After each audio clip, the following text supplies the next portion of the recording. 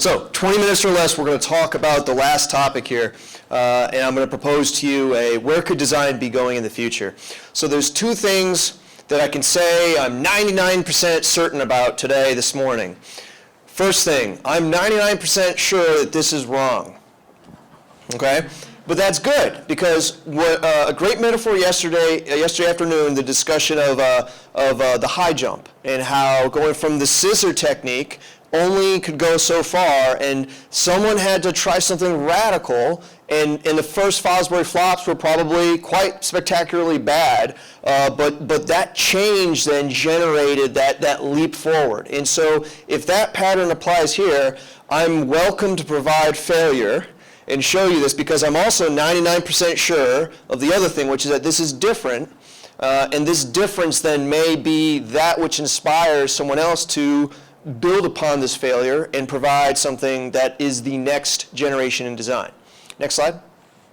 And so you saw the slide yesterday, and so this I'll move through it quickly, but we are in this new world where things are different, the world's moving faster, there's connectivity and all these differences. And so the way we used to do things aren't working, and so you have the emergence of what I term first generation design models. The first one that we know is systemic operational design. Next slide. And so SOD in general was applied by the Israelis, and it met with a variety of successes and failures, but it nonetheless was the first approach at looking at a military application for design, with the understanding that the design of this, the creation of this, took from civilian design models as well as systems thinking, philosophy, and many different fields. And so this first effort, I think, had a lot of great value and continues to evolve in different ways, because Dr. Nave continues to do his latest version. And if you're interested in that, I have information on that. It's also in the article that is circulating around the room. We had printed copies, I believe, made there in the back of a book chapter or draft chapter of this entire presentation I'm giving you.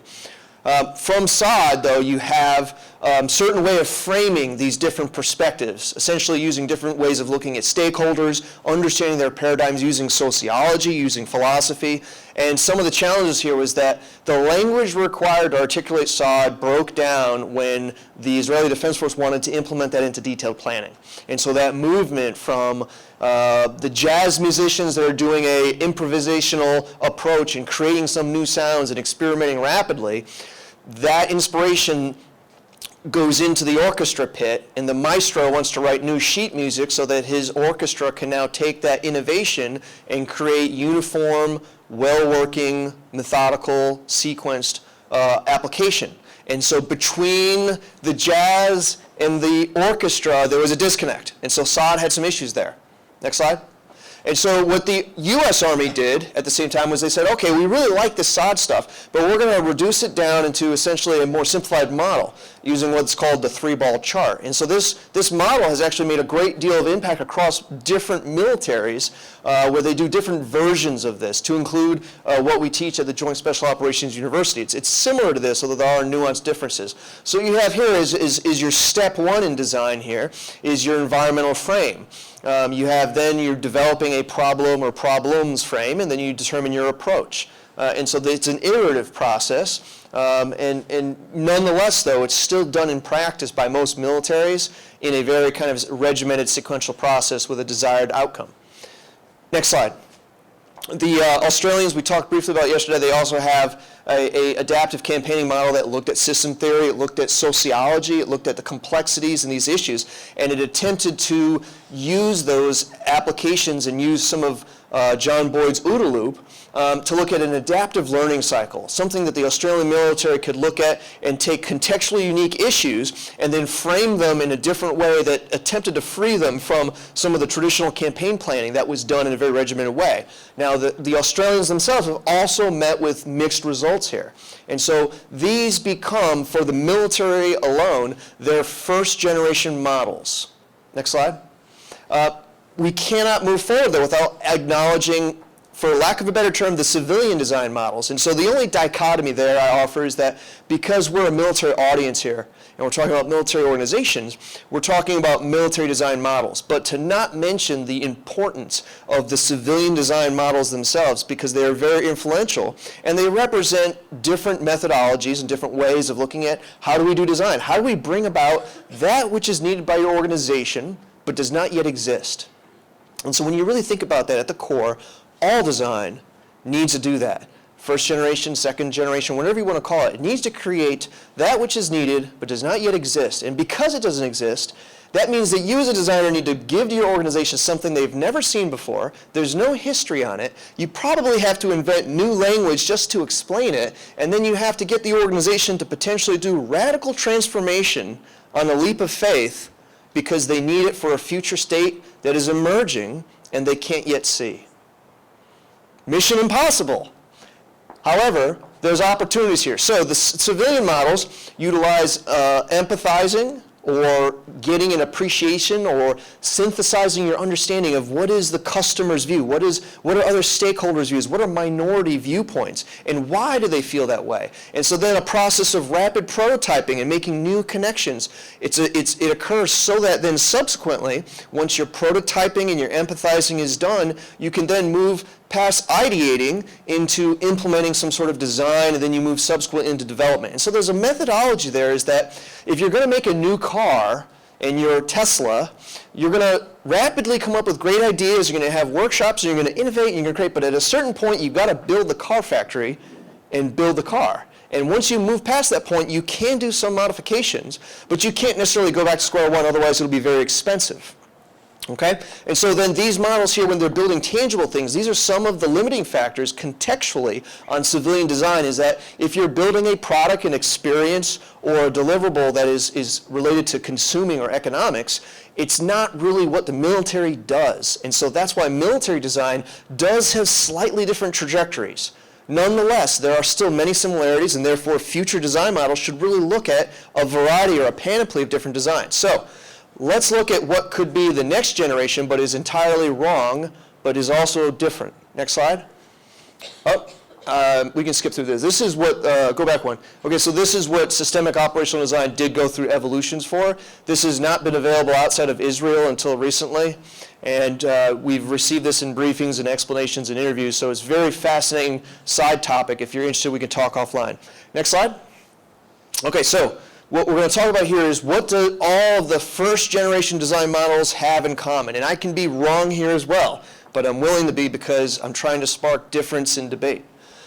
First generation design attempts to be nonlinear. And so you see all the models try to have an iterative process, right? And so those processes continue to go round and round, which is why when you teach design or you implement a design inquiry, if you're facilitating it, it is not that linear process of the planner saying, okay, on Monday, we did mission analysis. Tuesday, is the brief done? Okay, good, move to this next step. No, we got to go back. What do you mean go back? We did the slides. They're ready. The boss needs a deliverable by Friday. Whereas in design, it'll be, you can restart on Thursday afternoon, and it's still okay. Even though that's radical and crazy, some of the best design deliverables that we've seen from our students were from radical points where they just came, hey, we've got it, on Thursday afternoon. And Friday morning, they were pitching something entirely different. And that, for me, that's it. That's beautiful. But to get military planners to do that is a huge step or leap of faith, if you will. So we attempt in our models in these first generations to be nonlinear. But in practice, they tend to become very regimented. And when you see more and more design processes, they start to look like planning processes. You start to see organizations saying, hey, look, we're going to do design, but by next Friday, I need a deliverable because I got to go over to the OPT and give it to them. So make sure you get me a desired end state, right? Design reframes build on the content and that design form. This is very important. If there's anything you can take away here, this is what I propose radically. The next generation designs won't necessarily do this because this inhibits us. All design processes are tied to the process, in that the form of the vase is the form of the vase. You can put sand in it, you can put water, and all those will have to conform to that. So this is about design epistemology, how we know how to go about doing design. And so just like planning processes, all first-generation design models follow a set process. So if you go to Stanford, they will teach you the Stanford model. And this is how you do it. Now, you can question certain things, but you cannot change the process itself. There are certain rules in design, in first-generation design, that cannot be broken. And what I suggest here is that in terms of innovation, second-generation design models may not hold there. In first-generation design, design begins and ends with clear iterations that are susceptible to our own institutionalisms. And this is where you see in practice that the best desires for design theory is that you create the conditions so that innovation may occur. However, there still is a set beginning of a design process, a middle and an end, and that is where bureaucracy, unfortunately, as a manifestation of culture and society, we begin to establish rules, routines, patterns, and processes. And so think of yourself as a gardener with design. You're always worried about weeds. You're always worried about growth and taking care of things and making sure that everything's nourished. So you're the constant gardener in the design process because the weeds tend to be the things that over time will ruin the design garden. And so that happens in our educational processes as well as our own organizations. Displacement of concepts. So what do we mean by here? This is that when you have design and you're doing it, that over time things become, well, the term is reified, where we take, I'll give you an example of the U.S. national security strategy. The latest one that came out, I think in 2015, said that the enemy in radical ideological groups is metastasizing in failing nations around the world. And so I had to look up metastasizing because I did not know what it meant. And it's a term used for the treatment of cancer. And so it's a biological medical term. So that has become a metaphor.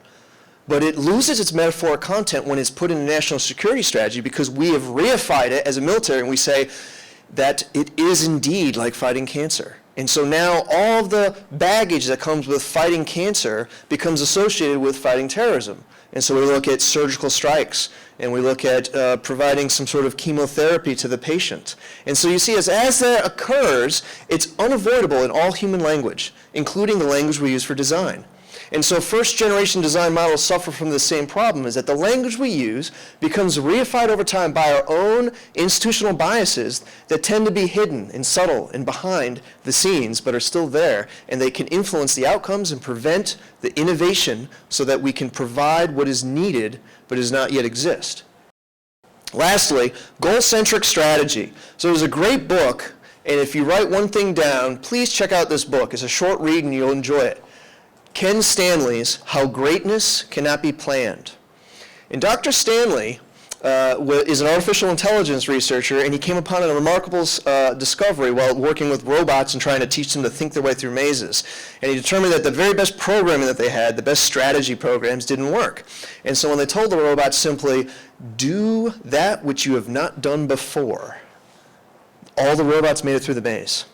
Over and over and over, because they were innovating. They were programming the robots to be innovative and different. And I'm summarizing it horribly here, so please read the book and you'll see what I mean. And some of you have read the book.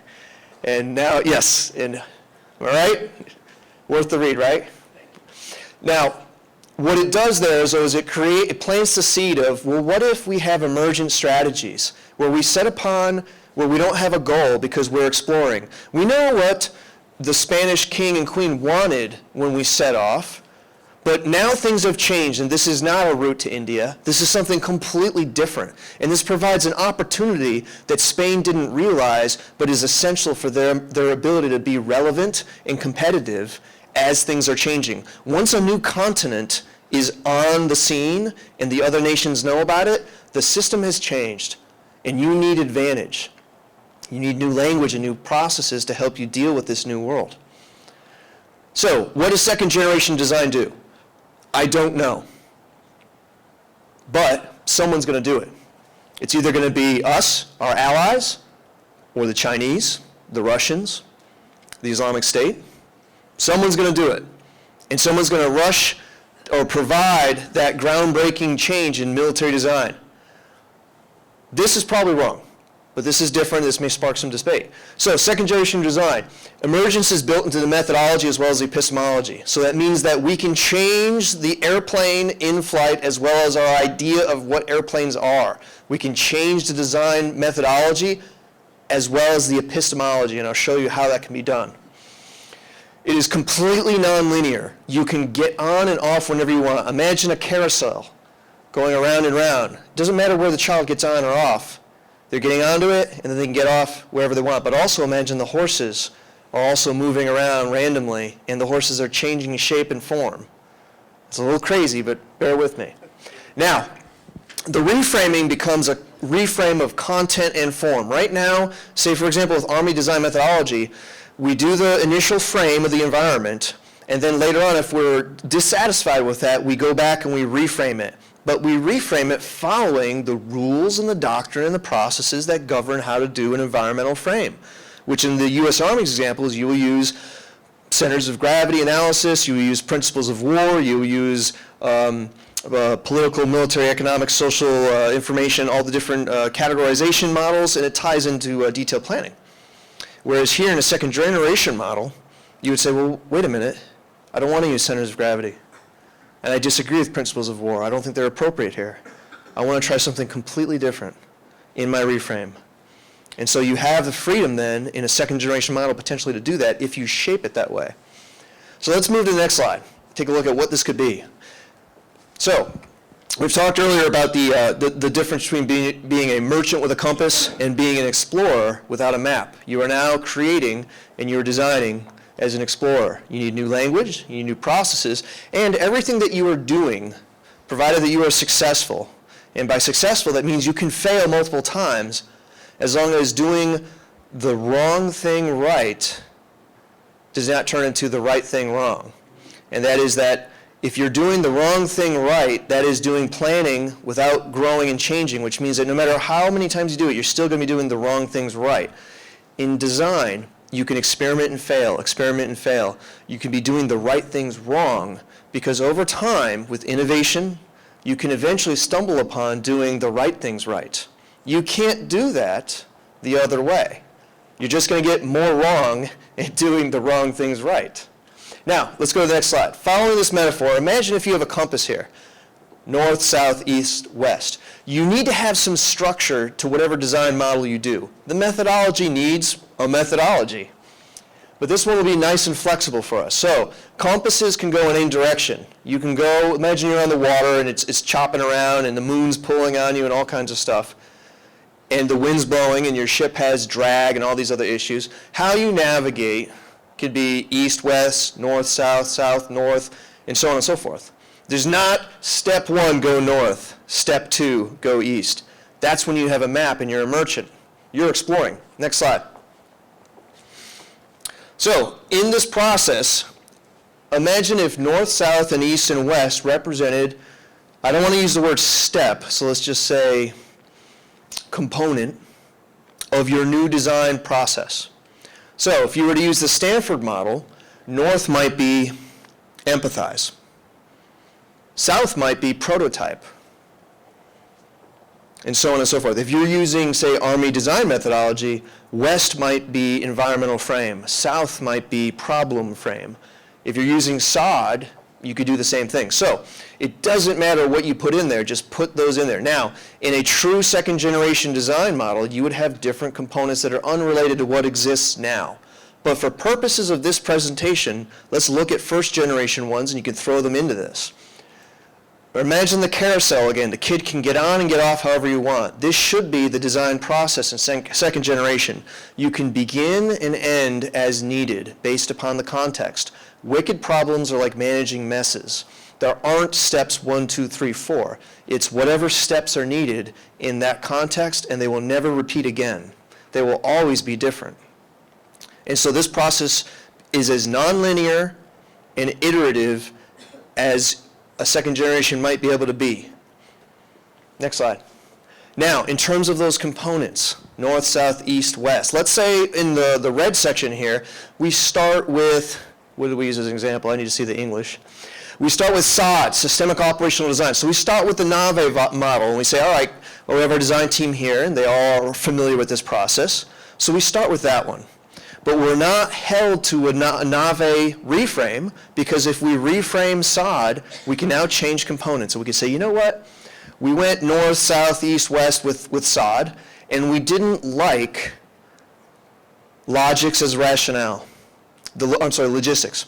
So logistics as rationale, we did it a few times, it just wasn't working. It didn't feel right. Hey, let's change something there. Let's pull in something from Stanford Design. Let's take the D school and let's take prototyping, because we think prototyping might work better. So let's throw out logistics and put in that component. And so in the green here now you have empathizing and prototyping added. So now you have a hybrid.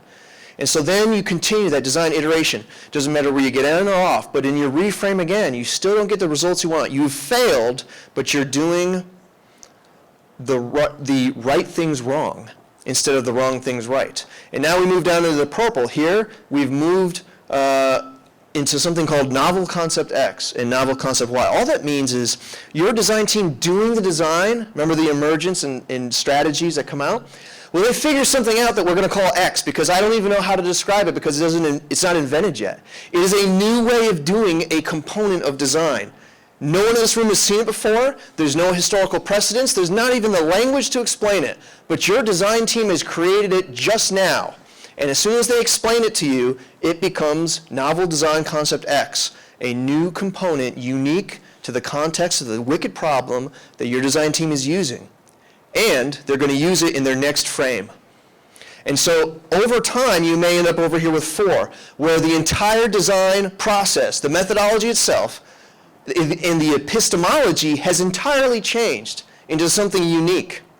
And then that becomes the design deliverable that provides your organization what it needs. This process is as flexible as it can be, and extremely nonlinear and extremely emergent. And so the challenge here is, what are the bad things about this?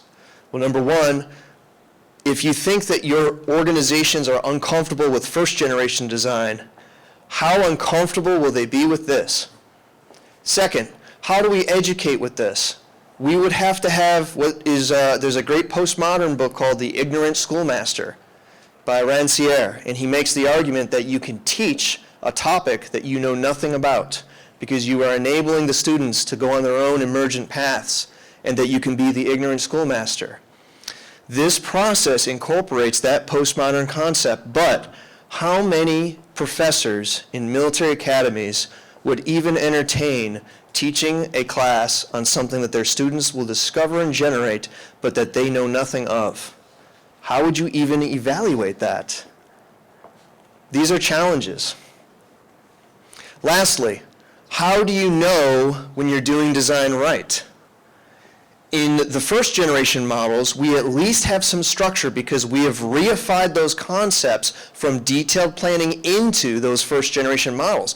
And that is why systemic operational design, Army design methodology, and every other version, they have the language of end state, goals, strategy. They're all in there, they're just buried or hidden. Because we don't say end state, we say design deliverable. But in practice, they're the same thing. We just don't say it. And so if this reification occurs, the second generation model becomes very challenging because, well, if you're using new languages and new concepts and your epistemology is allowing you to change its form, then how do you really know when you've innovated and you've created that solution? And that's really the greatest challenge of design of all, is that what is the right way to do design and when should we do it? And I frankly can't answer that question after 8 years of study and practice in writing and research. It goes back to the definition of pornography by the U.S. Supreme Court of Justice, or the Supreme Court, which is you'll know it when you see it. But it actually goes beyond that, because knowing it when you see it means that there's some historical precedent. And when we're talking about innovation, it is actually beyond that. It's my eyes don't believe what I'm seeing. Because true innovation means that your eyes are expecting something, and you are now seeing something completely different. And so I think that's really the essence of what second generation design will do, is that it will challenge the organizations, and that this methodology has to be different, and it has to better integrate in terms of what an organization needs to survive and remain relevant in the wicked problems that we continue to find ourselves in, because technology will continue to accelerate. There will be more information available. There will be more connections. As the internet gets faster and globalization makes us closer and closer together, and 3D printers change the entire structure of what it means for resources and availability of products, this will impact everything to include conflict. So within conflict, in 2030, the general officers that are right now probably lower to mid-grade level, or lieutenants now, depending on how well they do, they will be in conflict environments that are far more complex than what we're dealing with today. Faster, more dangerous. The processes that we have now will be insufficient, and the design models that we use now will also be insufficient. There will be a different form of design, and somebody, maybe someone in this room, is going to come up with that idea. And so what's really important, and what I'd like to close on, is that symposiums like this are what create the essence and the conditions for that to occur. And for me, I'm very thankful that we've been able to assemble such great participants and speakers, and this type of leadership, sir, I got to say that it's astounding to be able to see this, because if we don't do these types of things, we just continue to do the wrong things right.